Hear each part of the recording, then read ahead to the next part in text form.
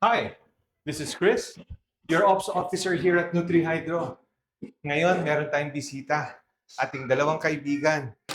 Mga kaibigan na tumutulong sa atin sa larangan ng cultivation. With us today is Honey. Honey, how are you? Okay naman po, sir. So, hello po. This is Hani, your volunteer physicist at NutriHydro. Honey helps us bridge the gap between computational science and cultivation. At kasama rin natin today ang ating kaibigan, ang aking kaibigan, si Leonard Divino. Hinihingal pa ako. Kakakit ko eh. Ang ating quality improvement engineer. How are you? I'm doing fine, thank you. Guys, kailangan ko ng tulong ninyo. Meron akong kliyente, meron siyang farm. Unahin natin yung haba. Ang haba ng farm niya is around 150 meters. Nga lang, meron siyang slope. Mataas. 1.5 meters from end to end. Hindi ko pa alam kung even slope yon. Yeah? Basta yun lang, from end to end, yan ang given na binigay sa atin. 1.5 from one end to the end, 1.5 meters. Next is, magpapatubo siya ng iba-ibang halaman at gusto niya ng drip irrigation. Next, gumamit na siya ng drip tape. Hindi siya masaya. Couple of reasons, the slope, pressure, and all that, may pump na siya. Kung may tanong pa kayo at kaya kong sagutin, sasagutin ko. Pero yun lamang yung natatandaan ko at this point. Natatandaan ko lang, taas ng hagdanan na inakyat ko. Yeah. So where do we begin? Who wants to start? The engineer or the physicist? Ladies first. Of course, always. So, Yeah. first is yung drip tape po. Siguro kaya hindi siya natuwa sa drip tape is pag drip tape po kasi, need niya ng mababang pressure. Kasi nagbo-burst po yung mga emitter sa drip tape kapag mataas. And una, slope po yung field niya. So need niya ng pressure para yakit yung tubig sa end nung plat niya para maabot ng mga halaman po. So kung naka-drip tape siya, I think hindi siya recommended for slope fields. Nakikita ko nga sa YouTube, university, meron pang gumagamit ng gravity lamang o pinapahulog na tubig from drum to the hoses. But yeah, most likely. Pero tsaka pag tinitingnan ko, patag na patag yung tinataniman nila eh. No pump or weaker pump will work kapag Depends po kasi kung galing baba yung pag-irrigate niya pataas. So kung galing taas pa baba, I think it will work pero hindi ganun dapat kataas yung pressure. So may pressure. May Yes. pressure na issue. Yes, pressure issue. Pag drip tape, kailangan ng pressure reducer, otherwise sasabog. Pressure regulator. Pressure regulator. Okay. So what are we looking at here, Len? This is a scaled down model ng drip irrigation basically. Well, I guess this is to teach me. I mean, it so happened you'll pay us a visit. So we had this prepared. Actually, the thing is, Hani asked me to make one para to make a content out of it. But since nandito ka na, so might as well talk about it. So anyway, going back, doon muna tayo sa concern mo, dun sa customer mo. Since na may slope nga siya, may elevation siya, katulad na nabanggit ni Hani, kailangan merong the pinaka main line basically, kailangan it can withstand a higher pressure kasi kailangan niya iba to. Yung pababa walang problema because that's where gravity comes in, right? This pipe, this is HDPE, HDPE stands for high density polyethylene. pipes. Yeah. So ito, it can withstand Mabuti higher handa ka. pressure. That was a surprise, huh? Yeah, that was a quick one. Yeah. I'm learning from you. Okay. As I was saying, ito mismo, it can withstand the pressure needed para to irrigate, to deliver the water coming all the way to, ilan sabi mo, it's 1.5 meters in elevation. Yes. So this can definitely take it. And then, of course, the next thing to consider is the power of the pump. Now that you mentioned it, natatandaan ko na yung pump. A few details. Ang pump niya is Inco. Inco. So I have to say the brand. We're not really endorsing the brand, but yung una-una yung sinabi, yung Inco na merong pressure tank sa taas at pump sa ilalim. It may be the other way around. Basta yung built-in na pag built-in na yung pressure tank tsaka yung pump magkasama na. 750 watts. Wait, I'm trying to recall. 1 horsepower, 750 watts, and can pump water with a capacity of 60 liters per minute. And the head, in-explain niya yan sa akin yung head eh. Yung kung gaano raw kataas ang nararating. So binasa lang niya, I think if I'm not mistaken, that's 8 meters. Yeah. So hearing some points from you guys, where does that bring us? I think start po tayo sa head or Yeah. commonly tinatawag din siyang vertical lift. Okay. So ito yung ability ng pump, ng water pump na itaas yung tubig from the water surface. Kunwari, dito yung faucet mo, dito manggagaling yung tubig. So, mula dito, pataas, 8 meters, kaya niya i-push up. Kung 1.5 meters lang po yung elevation, I mean yung slope height, I think kaya naman po yun. Kaya nung pump. Makes sense kasi Yes. 1.5 meters lang yung slope niya, yung taas. Eh. Yeah. 8 meters yung capacity ng pump. Yeah. Okay. Next naman is yung maximum flow. Dito papasok yung flow rate. Dito binibilang po natin kung ilang holes yung ilalagay natin sa drip line because each drip line ay merong emitter na ang ginagamit po natin is pressure compensated na. So this one, we used 4 liters per hour po. Are you following? Well, I have to ask a question because hindi lang ako gagawin ko ng excuse yung mga nanonood. Pwede bang ulitin mo para maintindihan nila? Ako, kasama-sama na sila. Okay. Tatanungin ko na lang, pwede ba? So, ang sinasabi mo, 6 liters per minute yung pump. 60 liters. 60, sorry, ako pala nagsabi nun, 60 liters yung pump. Dapat mag-match siya sa pressure compensating. Okay, how do the numbers match? I kind of understand you, but I'm not fully grasping it. But so, how do the numbers work? Siguro, sir, to tone down the details. Dito na lang po tayo mag-base. Okay. So, yung holes na meron dito is 7 each line. So, 7 times 6, that would be? 42. Yes, correct. So, 42 holes. Yeah. And then, each holes, mayroon tayong pressure compensated na to kasi naka-ano na siya. Yung volume niya is fixed, which is 4 liters per hour. So, that's 42 times 4. 42 times 4 is 168. Okay. Yeah. So, that's 168. That's 168 liters per hour. And then, yung pump niya is 60 liters po per minute. So, how do you convert that into hour? Times 60? Ayan, that's times 60. Ayan, talaga hindi ko kaya. 168 times 60? No, sir. That's 60 times 60. 36. 3,600 liters. Okay. So, that's 3,600 liters per hour. Why is this beginning to sound like it's a math test? I get the feeling. So, yeah, that's why I'm backing up. I'm slowly stepping backwards. You're always asking me palagi ng mga mate. So, babalik ko lang. So, ayun. So, dito is 168. Per Yeah. scale down lang to. Okay. In essence, ayun po. Kung 168 liters per hour to, tapos yung pump mo, yung maximum niya is around 3,600 liters per hour, nagmamatch pa rin siya. Meaning, hindi makukulangan ng pressure. Yung mga common result kasi ng pagkulang yung pressure, kumbaga sa dulo, wala nang lumalabas na tubig. So, ayun po yung ayaw nating mangyari. I see. In this case, he's growing around, kailangan niya ng 800 daw yung tanim niya. I'll bring out the calculator now. Yan na. So you're Babagalan saying- ko tanong ko. Wait babagalan ko tanong ko. On mo naman ang calculator. So 800 ang drippers niya.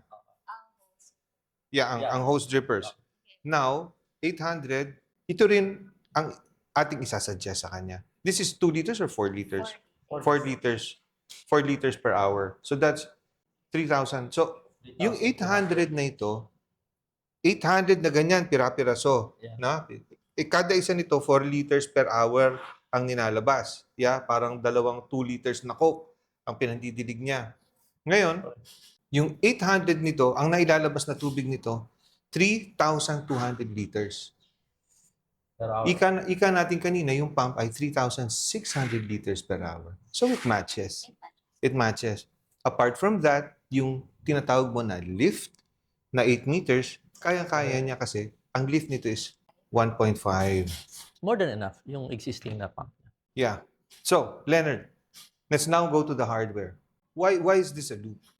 To equalize the pressure basically. Hindi pa pwede na isa lang yung, for example, if people notice, yun yung tinatawag na head, di ba? Normally, yung ginagawa, isang straight lang, di ba? Yes. Okay, tapos dito lang, malaki yung chances na dito lang mapunta yung tubig and then dito, mawawalan ka dito. So, ang purpose niyang naka-loop system to is just para to equalize it. Okay? Meron pupunta doon to supply from this side, meron doon dito, and then yung over doon, babalik din lang naman siya. I see. I see. Very particular nga yung customer. Although naiintindihan niya dahil slope, it might get complicated. But somehow he wants a tighter tolerance. Kung ano yung flow ng water dito, yung volume ng water dito. That relatively sana ganun din pag-akyat dun from sa 150 meters niya. So this scale down model shows us what we can do to somehow distribute and equalize the pressure. Is that correct? Now, kung let's say this can actually represent the first 50 meters, that one can represent the next 50 meters, Yes. and another layer on top, Exactly. di lang kasya kasi sa camera, hindi na kasi sa Yep. sa lamesa, can represent another 50 meters if the customer so wants the pressure, the volume of water somehow relatively magkakahawig from Yeah. bottom to the top. But for this example, dalawang layer lang ginamit natin, ano? Okay. Why do we have a thicker, bigger dito sa yung magdi-distribute ng tubig all around the system? Bakit mas may malalaki at mas may maliliit? Number one, so it can withstand yung the pressure. And number two, for higher volume. Oo nga, no? I can only imagine pag nag-distribute ka ng 50 ng half inch, Yeah. ng half Think of it inch. this way. Kung imagine ito, this is half. Kakapusin Diba? siya, This is no? half. Gawin mo siya ng pinaka-line mo dito. Kahit na malaki yung pump mo, yung capacity niya, but the question will be the question of volume. Is the volume enough to supply everything? Hence, using a bigger diameter. So, mas maliit dito. Honey, bakit mas maliit yung sa distribution sa pinagkakabitan ng drippers? So, para hindi na rin po ma-strain din yung second in line na pipe natin. Para, example, di ba, high volume na siya. Kapag nag-flow na siya dito, mataas na yung pressure, may pressure pa rin dito. Imagine kung mas maliit yung pagkukunan and then lumaki. Ito yung 1/2 and then ito yung 1 inch. So, need ng more pressure para magkaroon ng high volume. So, since high volume na to, no need na to mag-worry sa pressure since mataas yung pressure dito. Hindi ito magkukulang. I see. Well, I guess that's what distribution lines are. Yes. Yung nature niya. Kailangan from bigger volume into smaller One volumes. para mas maging how would say maging dense pa yung tubig niya actually. Yeah.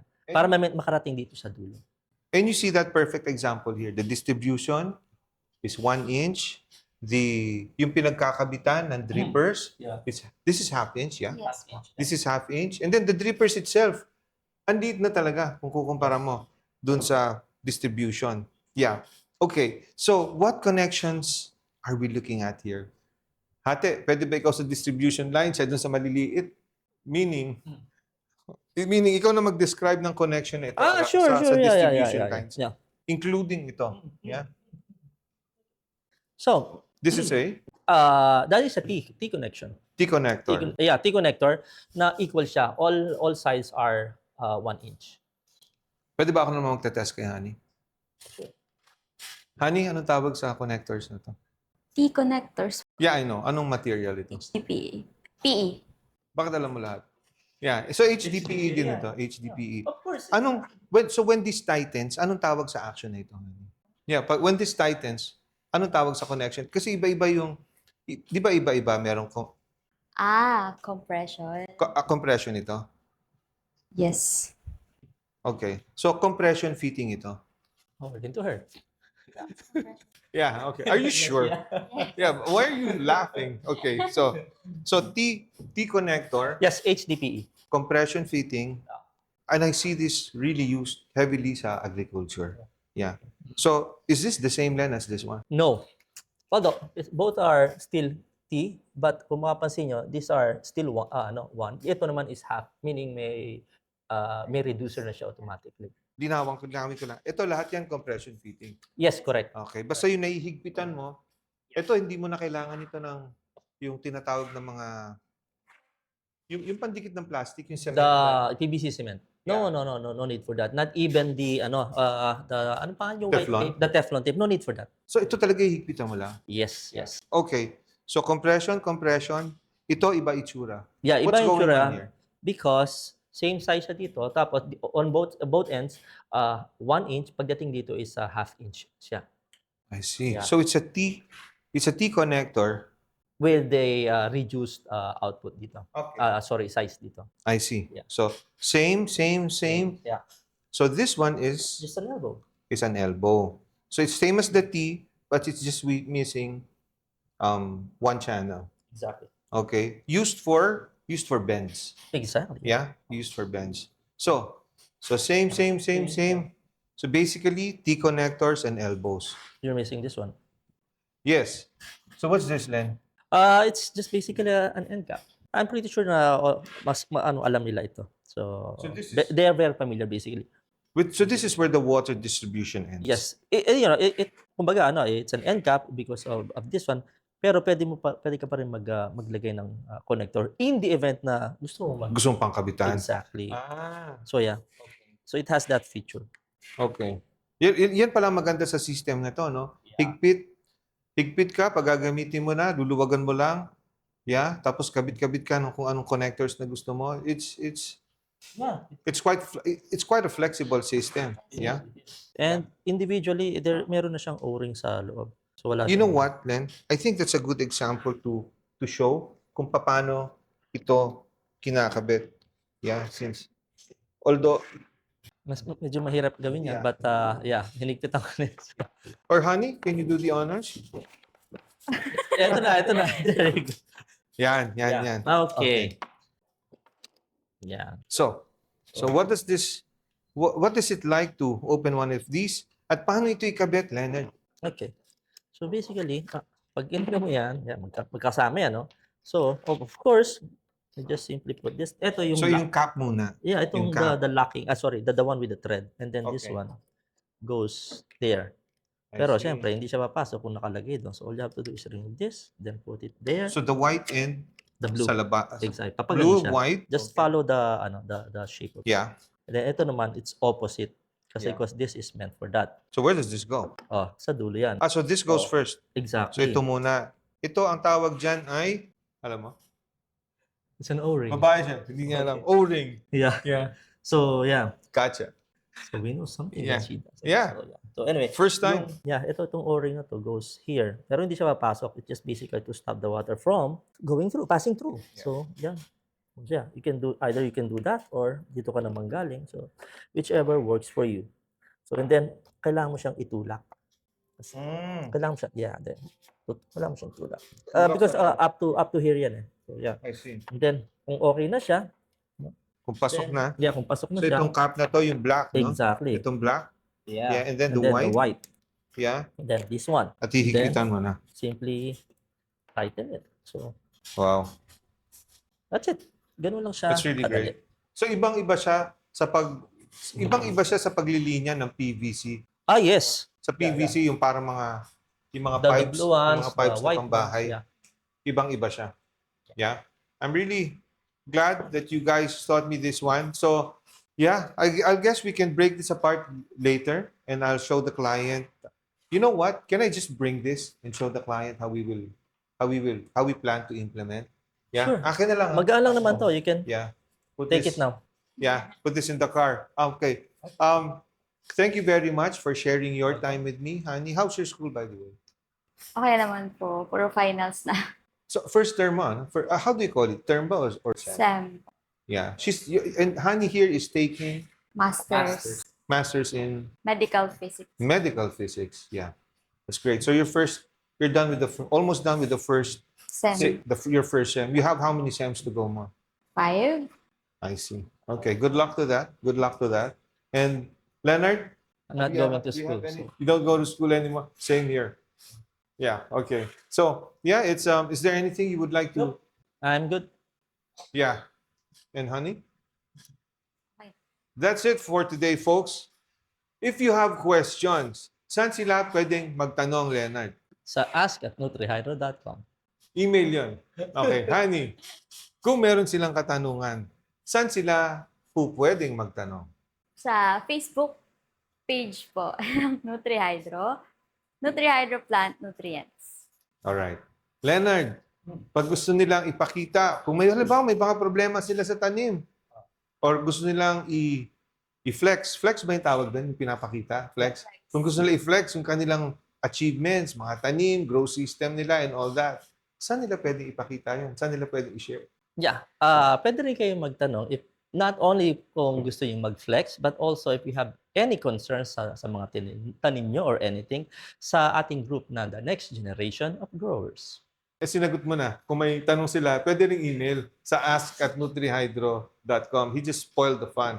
Yeah. At huwag niyo rin pong kalimutan na bisitahin naman ang website ng NutriHydro. Pwede po kayong gumawa ng account dyan, magpa-member. Magkakaroon po kayo ng access sa pagkadami-daming sinusulat ni Honey. Maraming articles yan si Honey. Meron na rin ako. Meron na rin si Leonard. Ako rin, meron akong nagsusulat-sulat din ako paminsan. Pero sa akin, hindi nga lang ako sa cultivation or sa science. More on the business side naman ang aking sinusulat. Yeah? And so, that's all for today, folks. I am Chris, the Ops Officer here at NutriHydro, together with...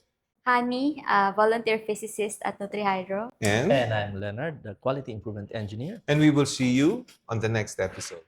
Bye!